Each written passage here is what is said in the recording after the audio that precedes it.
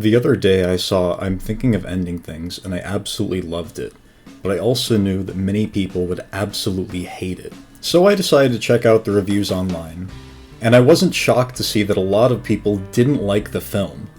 One review stood out to me, and that was a 1.5-star review that simply read, "I'm thinking of ending my Netflix subscription." While I share the opposite opinion of the film, I thought it was an alright joke. A little cheap, but compared to most of the other negative reviews, this was pretty good. I mean, at least it attempted some humor. So I decided to do some further investigation and went to the reviewer's page. This immediately turned out to be a goldmine, as I saw that they had seen over 8,000 movies and left almost 500 pages of reviews on the site. That's where I found their list of hidden gems, aka films with less than 15k views that get my stamp of approval. And on the very first page, I was greeted with such gems as Deadly Cheer Mom, We Met in Virtual Reality, and Double Down. Yeah, that hidden gem film that no one has ever heard about. Double Down. What a great movie! And that's just from the first page alone. There's probably a ton of shit I didn't see because I was sold on this list immediately. So why don't we take a closer look at one of these? Let's say Stalked by My Doctor. Now, unfortunately, I couldn't find the original Stalked by My Doctor, which she gives a staggering 4.5 stars. But I could find Stalked by My Doctor The Return, which is also on this list, and which she gave a very respectable 3.5-star rating. So let's dig in, shall we? The movie starts in Acapulco, a city in Mexico. So to establish this location, we open on a party full of seemingly only white people who speak exclusively English. There's not only no Spanish in this whole movie, there aren't even any Mexican people. Maybe I saw one or two in the background at some point, but you'd really have to be looking, and you can never really tell. The entire time spent in Mexico, the only people with any speaking lines are white people, even inconsequential roles. I guess he went to the white part of Acapulco or something. So our titular doctor character is introduced hitting on this lady, but is quickly turned down. This frustrates him. Usually, in like a good movie, you want to start your movie off with something exciting. You don't have to do everything everybody else does, but this movie makes the bold decision to start their thrilling crime drama with some old guy sitting on a couch, and the climax of the scene is he gets a little angry. Not every movie has to have insane, out-of-this-world visuals you could never see anywhere in real life, like in Mad Max Fury Road. But this movie is so uninteresting and uncinematic visually that it's barely even a movie to me. It's more like one of those weird almost movies you see on channels like Darman and Tomorrow's Teachings. Just look at how great this title card is. Yeah. This is cinema. So we cut to what I assume is the next day, and our doctor is having a relaxing time at the beach, until he notices a girl drowning, and knows he has to step in as a doctor.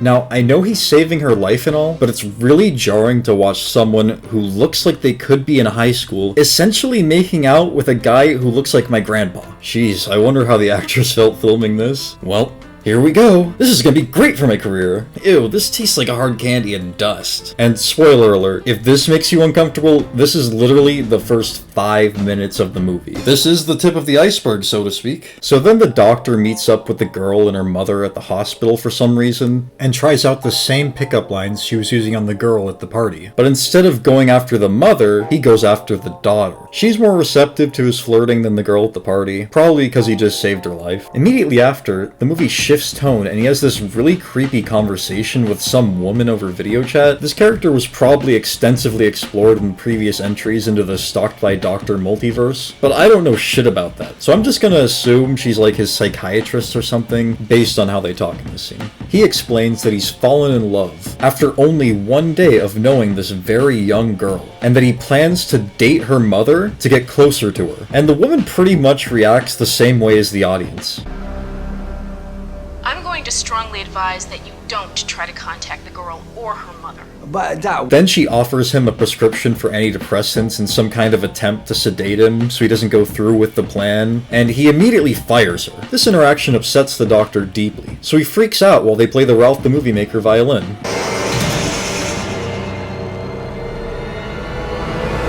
Stop using this fucking violent. Later, at the airport, the doctor's psyche is further deteriorating as he flashes back to what I assume are kills from a previous movie. He then hallucinates being caught by the teller, and then snaps back to reality where nobody is suspicious of him. This scene is a great showcase of the absolute talent on display in this film. Great acting. Cardio. Great writing. Did you really think that you would get by me? It's all around great. I just love this shot where he's pinned facing left, and somehow the guy in front of him is making direct eye contact with him. I'm starting to see why people like this movie. Whoa, that's weird. I just vomited blood. I think there may be something wrong with me. So now the doctor is stalking the girl at her high school. Now, to a normal person, this would probably be creepy. But after the previous scene, I'm pretty numbed out. What I really have a problem with is the improbability of all this. So, let me get this straight. They just happen to be from the same general area, going to the exact same city in Mexico, at the exact same time, and he just happened to be at that exact beach at the exact time she was drowning, all by sheer coincidence. Okay. I don't know, maybe this show's explained in the previous movies or something. Feel free to eviscerate me in the comments about how this is totally logical, because in Stalked by My Doctor 1, the beginning, he invented a machine that makes totally abundant coincidences not bad writing. So now it looks like he's about to approach her, but then her boyfriend stops him. I know this guy is like a sociopath, stalker, murderer, but why would he ever do this? What would he even say to her? Hey, remember me? I'm the old guy who saved your life at the beach. I just so happened to track you down to your school and I've been stalking you for a few days. I hope you don't find this creepy at all. You might find that unbelievable, but that's what he actually says when he's confronted at his car. Look, I didn't know how to contact you. Except I remembered you had that red Hamilton High sweatshirt. And for some reason, she doesn't seem to care at all about being stalked by a man somewhere around 4 times her age. He admits to stalking her, even goes into detail about finding her based off the sweatshirt she was wearing, and everyone's like, oh man, my bad for thinking this guy was weird. I get that he saved her life at the beach, but does that really make any of this seem normal? If I'm choking on a hot dog, and some guy gives me the Heimlich maneuver, is he then allowed to watch me take a bath through my window? I get being appreciative, but this is too much. So the 3 of them go out to get lunch or something. I can't really tell because they never order any food, but it looks like a restaurant. Here, Amy explains that her mother has been having various mental problems lately, and the doctor offers to help. Earlier, he said he was like a heart doctor or something. Cardio.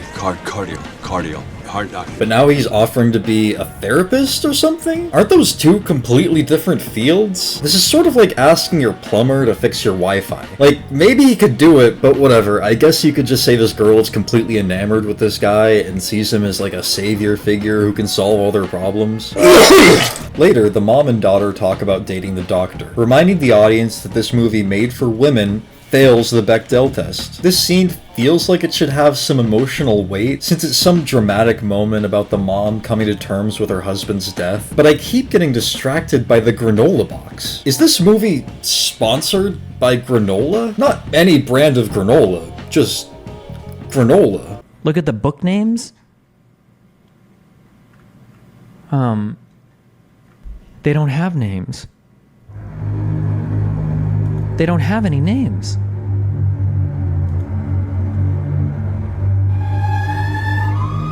So the mom goes on a date with the doctor and they have amazing chemistry. I hate it when men say things like that. Please do not patronize me. In fact, the date goes so poorly that the doctor loses his grip on reality and begins to fantasize about butchering her while she's talking. This character is basically American Psycho if he was a pedophile. He manages to save face with some bullshit speech, and she decides to tell him about how her husband died. Brace yourself. This is gruesome. It's incredible how fast life can change. One minute he's here, telling me one of his stupid jokes I've heard a million times. Linda! Next minute, he's gone. Oh my God, Peter. Oh my God. Yeah, apparently he died from a 3-foot fall that happens off screen. I guess nobody in the production had a mat lying around that he could just fall on. This is legitimately below student film level. I've seen better stunts in pornos. The doctor makes the mom a Tibetan healing potion or something. This is a recipe I learned from a colleague of mine from Tibet.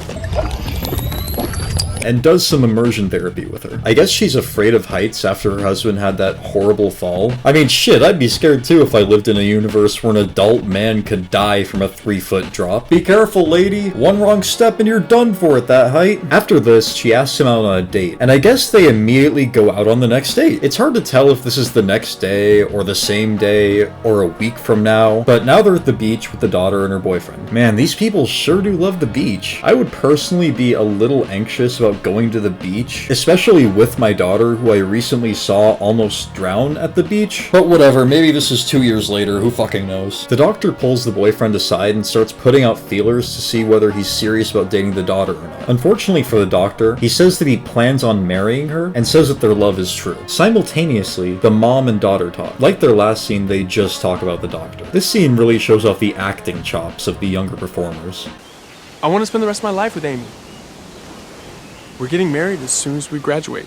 I think I'm gonna ask him for help on my physiology homework. Good, got it, great, good. I can't really blame them too much. They're young, the script is shit, and I doubt they had good direction. It's not like Stanley Kubrick was sitting there with her for 500 hours, giving her line direction, getting take after take, only for them to get... I think I'm gonna ask him for help on my physiology homework. The doctor gets a little too invasive with his questioning, and the boyfriend retaliates, accusing the doctor of being weird with his girlfriend, who he points out is young enough to be his granddaughter. Jeez, this shit would make Jerry Seinfeld blush. They have a little fight, and the doctor angrily speeds home to his oddly unfurnished house. Again, this might be part of his backstory. Maybe in the first film, he sold off all of his furniture to fund his crazy stalking adventures. Then he mixes up like 30 laxatives into a glass of tea he stole from the mom. I'm not exaggerating, look at this shit. Look at how much shit he puts in there. Look at how much there is in this shot. And then after it's blended, the tea is like fully opaque. And there's it looks nothing like when he pours it in the glass. Maybe this is like some Nile Red shit where it changes from cloudy to clear. I mean, he is a doctor after all. He then sneaks into her house in the middle of the night to switch the tea. He pretty much immediately fucks up, and the mom notices that he left a bag of drugs on the table. For a second, it seems like he's caught, but for some reason, she doesn't care. Oh, that's weird. I thought I left my big bag of drugs in the bathroom. Then the daughter wakes up and immediately decides to drink the poison tea. The doctor waits for them to fall back asleep and leaves with his bag, and I guess the mom never notices that the weird bag she picked up in the middle of the night suddenly disappeared. The next morning, the daughter is sick, so the mom calls the doctor for help. He tells her it's likely food poisoning and takes a blood sample. Then he fucks up and reveals that he knew she got up at 3 a.m. specifically. For some reason, she doesn't find this weird at all and instantly comes up with some excuse that every person gets up at 3 or something. How did you know that I got out of bed at 3? I mean, is there something chemical going on in the brain at that hour or what? Everyone gets out of bed at 3. Why 3? It's so weird. I'm totally fascinated by that kind of thing. It's starting to get really hard to believe that this guy is some undetected super criminal who keeps getting away with the most heinous crimes ever when he makes such careless mistakes constantly. You can't keep getting away with it!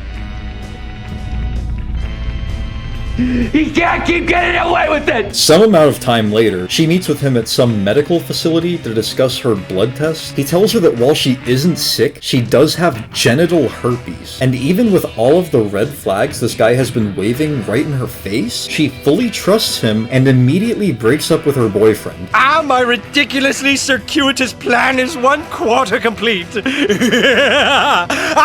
doctor makes some more progress in therapy with the mom, and here we see some really impressive stunt work. Oh my god, I'm on the edge of my seat. Next, the daughter gets a call from her now ex-boyfriend. And if it feels like I'm jumping around a lot, it's because that's what the movie does. There's constant narrative whiplash as we cut from high school romance to serial killer horror to heartfelt recovery story. Whenever you're almost about to feel something, maybe, the movie is turned into a completely different movie and is asking you to feel something completely different. The passage of time is impossible to track. Suddenly, we're at a location, and it's some time, with no indication how long it's been since the last scene. While all of this could actually be executed well, this movie handles it with the care and effort one would expect from a Lifetime movie of the week. Rather than feeling like any idea is developed at all, it just feels like a classic story of, and then this happened, and then this happened, and then this happened. I have no idea how long these characters have been broken up. Nothing in this film has conveyed that any time has passed at all, so I'm just gonna assume it's the same afternoon. Here, the boyfriend brings up a pretty good point.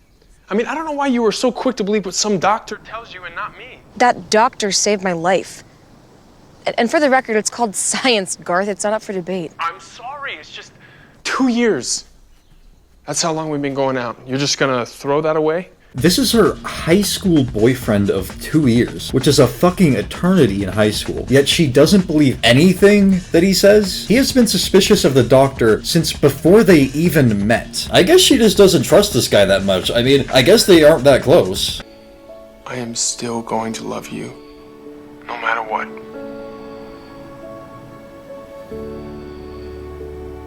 So we hardcut from this guy crying about wanting to marry this girl who just broke his heart to an old man talking to a teenage girl about sex. I guess they had one line earlier about him tutoring her or something, but this really feels like it comes out of nowhere. We didn't get one line of dialogue establishing that he was tutoring her before this scene.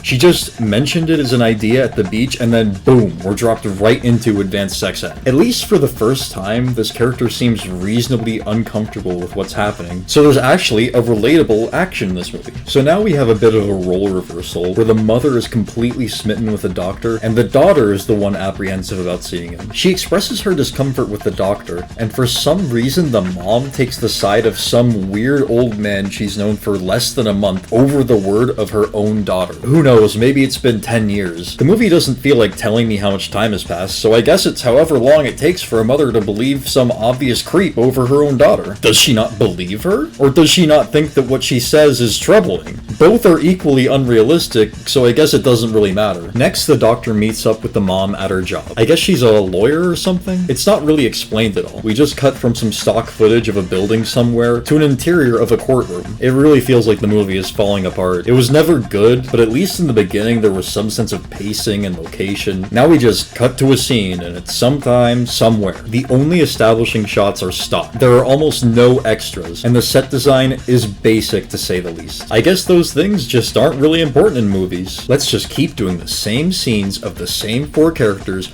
over and over again ad nauseum with absolutely no care for the world in which they exist. Maybe I just don't know the audience of this movie well enough. Maybe the average Lifetime viewer doesn't care about any of the things that make a movie a movie. They just want to see the same romance tropes on the screen regurgitated over and over and over. A good film or TV show can transform a simple scene of 2 people talking into something complex and narratively rich. Now look, I'm no expert on cinema. I'm not gonna sit here and talk about the 180-degree rule, but this shit is barely even a movie. There is absolutely nothing to be gained from looking at the screen besides the actors' performances. Help on my physiology. Again, this kind of thing can work conceptually. Marriage Story is a film with intentionally basic presentation to bring focus to the actors' performances. But even Marriage Story has things going on in the frame besides the actors. That's just a natural byproduct of a real production. To me, you can almost tell more about a movie from the things it isn't directly asking you to look at. Stories take place in a world, but it feels like the creators of this movie wish that it didn't, as they do everything to not show or develop anything in the world. Every scene is just shot counter shot of 2 actors talking without even a mention of where they are, no camera moves, no other characters, nothing. They could have just filmed this on a green screen and put stock photography behind them, and we wouldn't be missing anything. So then we have this extended fake-out sequence that only exists to have a shocking moment where the daughter and doctor make out while the mom falls to her death. It's incredibly cheap and a huge waste of time, and the film keeps doing it. Now, I personally love the concept of an unreliable narrator. Some films that do this well would be American Psycho, Fight Club, and coincidentally, I'm thinking of Ending Things. In those films, you're constantly guessing whether or not what's happening is real or fake. In this movie, the only reason you can't immediately tell if something's fake is because the real scenes are so unbelievable and fake-seeming themselves. How am I supposed to know or care when it's happening in a person's head when it just as easily could have happened in the movie? After all these cheap fake-outs, I was half expecting the doctor to just wake up in bed and it was all a dream. But ultimately, this shit ain't no Inception. Its idea of a fake-out is to show you a scene just as unbelievable as any other scene in the movie, and then cut to a guy waking up. If you did this in a student film, I would give you an F. and they keep fucking doing it. So then the mom tells the daughter that she's getting married to the doctor. I guess he proposed off screen or something, and then this happens, and then this happens, and then this happens, and then this happens, and then this happens, and then this happens, and then this happens, and fuck it. Maybe I've been wrong this whole time. Maybe they're right. Maybe this actually is 7 times better than I'm thinking of ending things. What the fuck do I know? Jesus, I mean, the writers of Rick and Morty all but made my theory completely implausible with Air Force Wong. I mean, what the fuck am I doing with my life? I'm sitting here for God knows how long,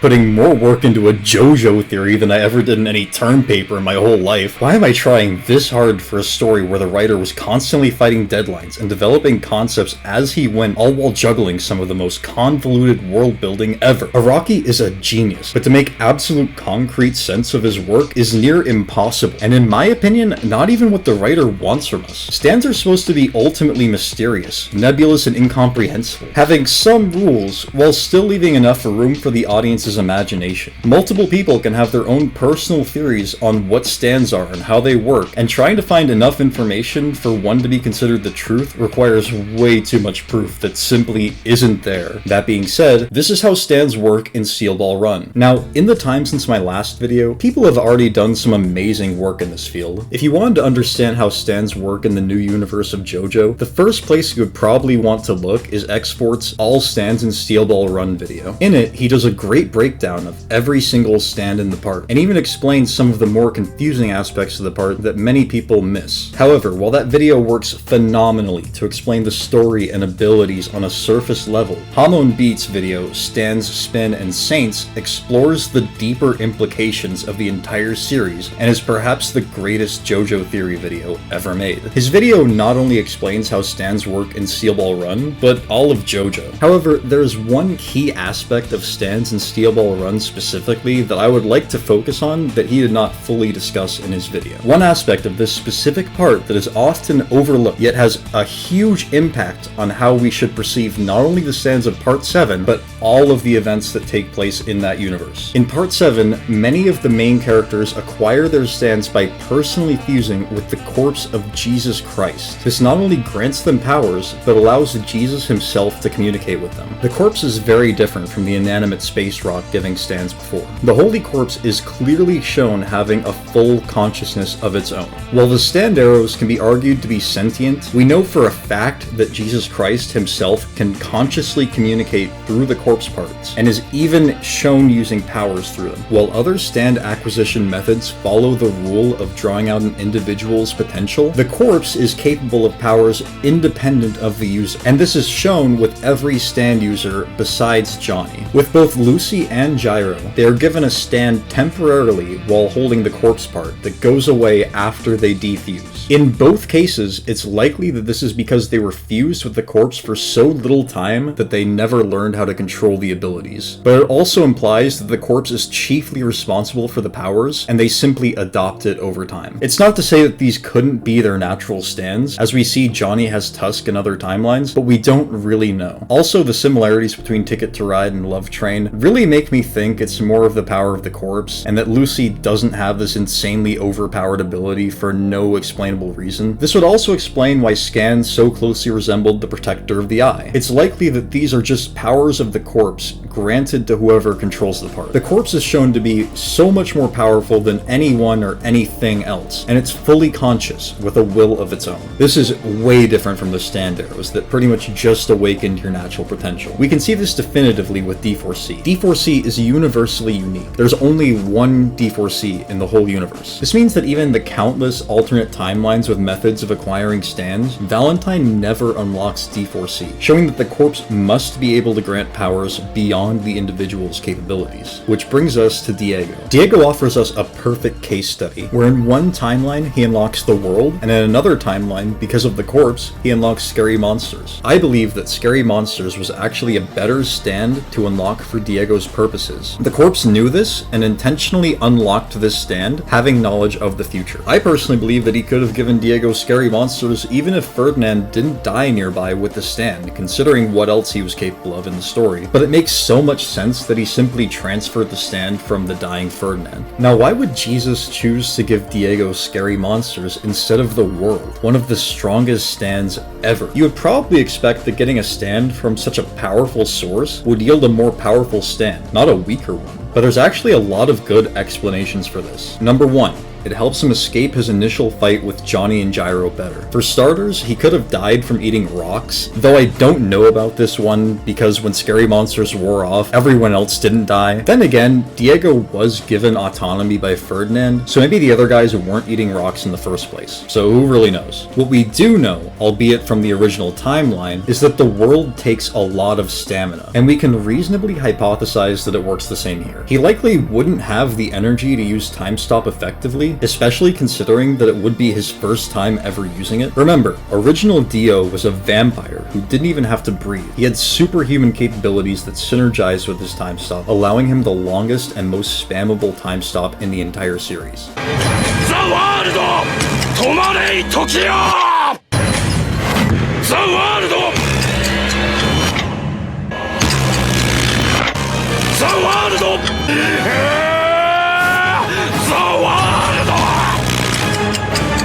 Diego, on the other hand, was an exhausted human who had just spent the entire day racing, fighting, being mind-controlled, and being a dinosaur. He also wouldn't have any time at all to learn how the world works, and would be left with his back literally to a cliff. I personally believe he wouldn't be able to escape without Scary Monsters, but you can imagine for yourself. Number 2. Scary Monsters is more advantageous in a race. We see that Diego abuses his dinosaur powers to their full potential, pushing the stand far beyond what we saw with Ferdinand. He utilizes the stand in every aspect of his racing. Now, some might bring up that Diego ultimately wins the race with the world, but he only had to run the last leg of the race, and Base World Diego had completed that entire race up until that point, so he really was just finishing Base World Diego's job. Also, I believe that if he was willing to leave his timeline on the word of someone claiming to be the president from an alternate timeline, he likely wasn't in a winning position in his original timeline. I find it hard to imagine that someone like Diego would give up winning the biggest race of their whole career and a massive prize on such an unbelievable promise, but I don't know. Number 3, Jesus consciously gave Diego a weaker stand. I believe that Jesus is, predictably, a positive force, ultimately aligning with the side of good, even if his means are confusing. And because of this, he consciously decided not to give Diego one of the most evil characters an overpowered stand. As a result of all the events that befall Base World Diego, he ultimately becomes a hero. Conversely, we know for a fact that the alternate Diego with the world is still pure evil. Perhaps with a stand that effortlessly eliminates all obstacles, Diego's bound to be evil. Power corrupts and all that. I personally believe that the corpse grants the ability that ultimately influences the user towards their ideal fate. This is notably similar to Pucci's concept of heaven, and I don't think that's by coincidence. It makes a lot of sense when you consider that Jesus is likely omniscient or near that in the story. We can apply this logic to every other character who fuses with the corpse, and it recontextualizes all the events that occur in the part. Now, you might be thinking, if the corpse didn't give Diego the world because he was evil, why did he give Valentine D4C, an arguably stronger stand, and allow him to be so evil and so powerful for so long? First of all, Valentine is famously one of the most defendable villains of all time philosophically, and while I do personally see him as absolutely evil, he does ultimately lose. His sole purpose was to have the corpse rest in America, and as a result of his failure, the entire corpse is completed and leaves the country, not locked away by anyone. It's very easy to see this as the will of the corpse, even with the most reductionist view of the corpse's power. So to finally answer the question, if Base World Diego has Scary Monsters, how can an alternate Diego have the world? It's because of Jesus Christ. And beyond that, it's very likely that all of the events of Part 7 were directly orchestrated and foreseen by Jesus.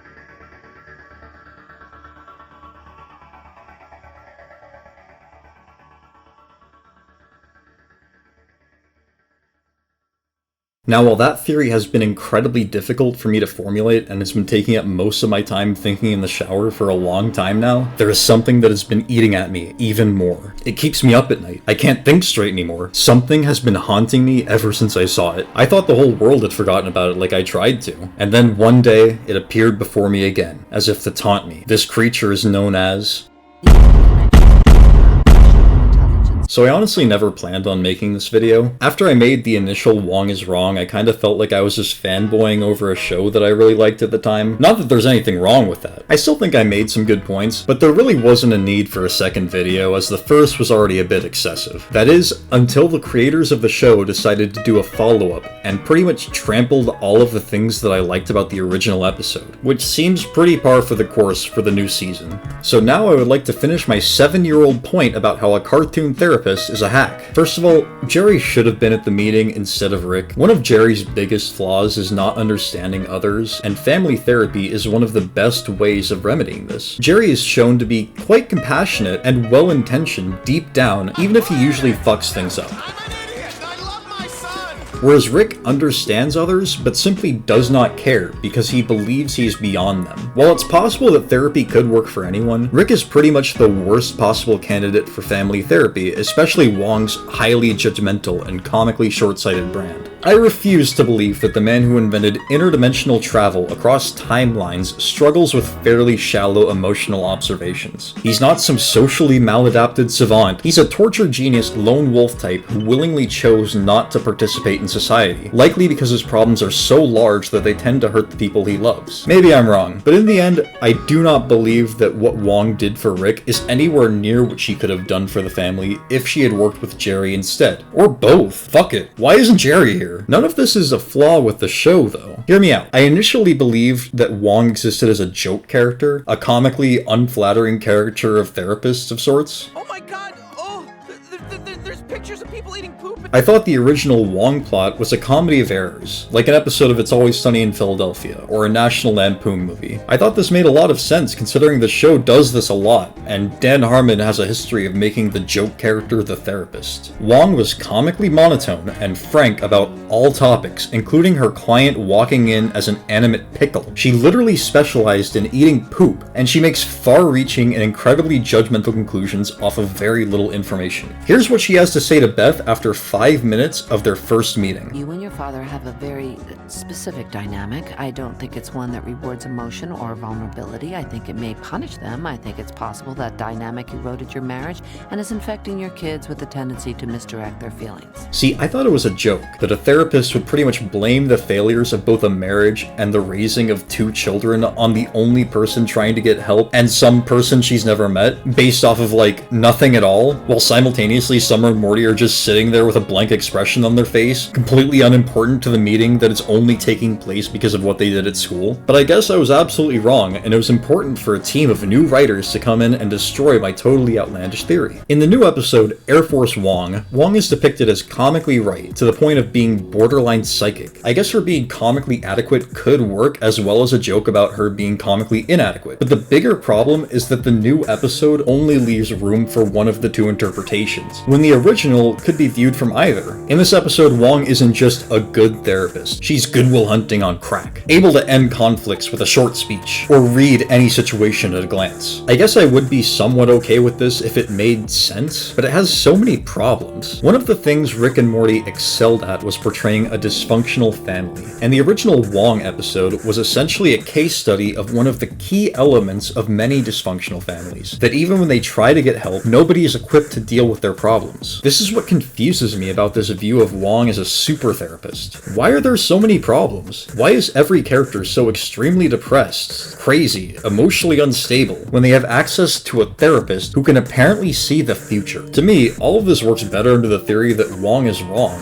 and that there's likely nobody capable of handling the massive problems the Smiths have. I thought that was kind of the whole point of having the over-the-top insane A-plot of Rick turning into a pickle, experiencing an existential nightmare and overthrowing a government agency, to illustrate how comically absurd this family's problems are. But in the end, I guess I was wrong. It's not that this family has too many problems for any therapist to fix, it's that Wong thinks that Rick is a bad person, and chooses not to help him because she morally disapproves of him. What a great therapist. Move over, Melfi. Finally, I would like to point out that Air Force Wong shares no writers with Pickle Rick. I guess they couldn't get Jessica Gao back from her booming success on She-Hulk, and we all know why they didn't get Justin Roiland back. The 3 writers who wrote this episode seemed competent, but were picking up pieces of someone else's work, and I personally believe they missed the mark entirely. Now, I don't subscribe to the whole taking the author's word as absolute truth thing. According to the creator, Rorschach's just a creepy weirdo, and Deckard's a replicant, and the Avatar is a human bandana.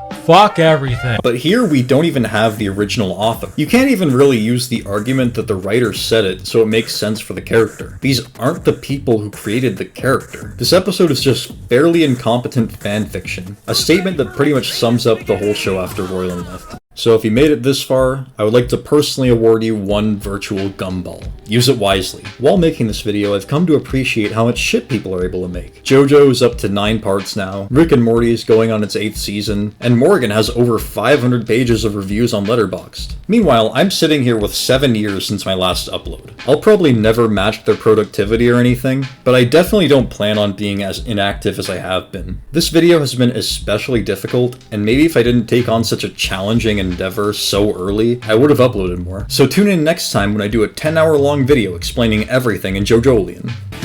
Doctor, give me the news. I got a bad case of loving you. Oh wait, X-Force is already doing that. Well, shit.